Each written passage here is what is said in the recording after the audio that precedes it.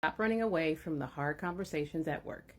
Now, before you go into these conversations, you have to prepare. And preparing means you have your information, you have your facts straight. You also need to make sure you're not mad, because as qualified as I am, as much as I know, when I'm mad, all that goes out the window. I don't know anything. And you need to be prepared for their response. You need to be prepared for people to deny, for people to resist, for people to deflect. Come into the conversation knowing that you can get anything, any kind of response.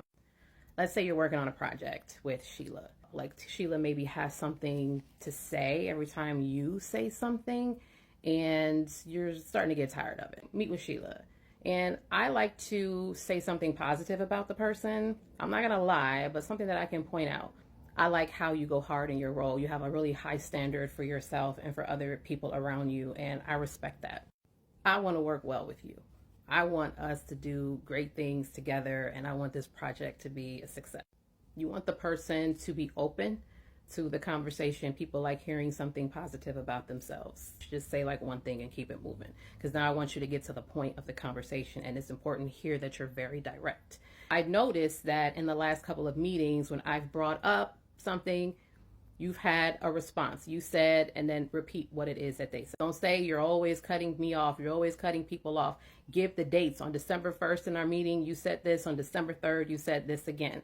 State the impact. When those things happen, it makes it less likely for me to share or, contribute or want to, be more engaged. Whatever it is that is happening, that's where you need to share. Then you're going to give Sheila a chance to respond. It's not just about you. This is a collaboration. You said you want to work well together. So you're going to ask an open-ended question.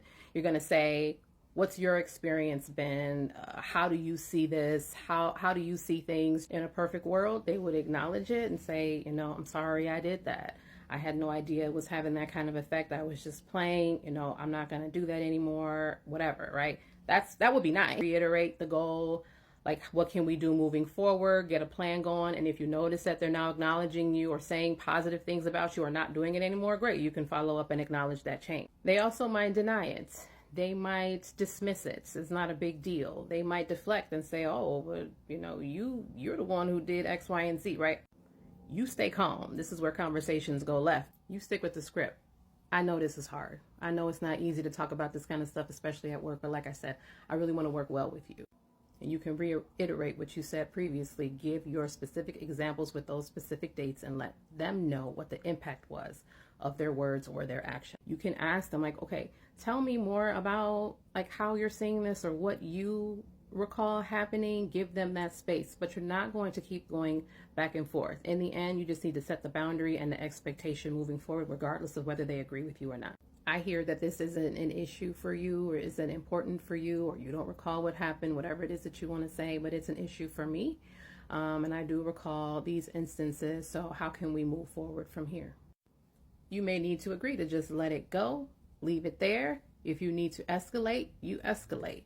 But at the end of the day, you've let someone know about some pattern of behavior, some type of treatment that you as a professional aren't going to accept in the workplace. At least you did say something, and there's the possibility that they might think twice in the future about saying certain things, or they might double down. If they double down, then we escalate. We're not arguing with people at work. We're trying to protect our peace, but we're also letting people know that we deserve the same respect that we give to others, period.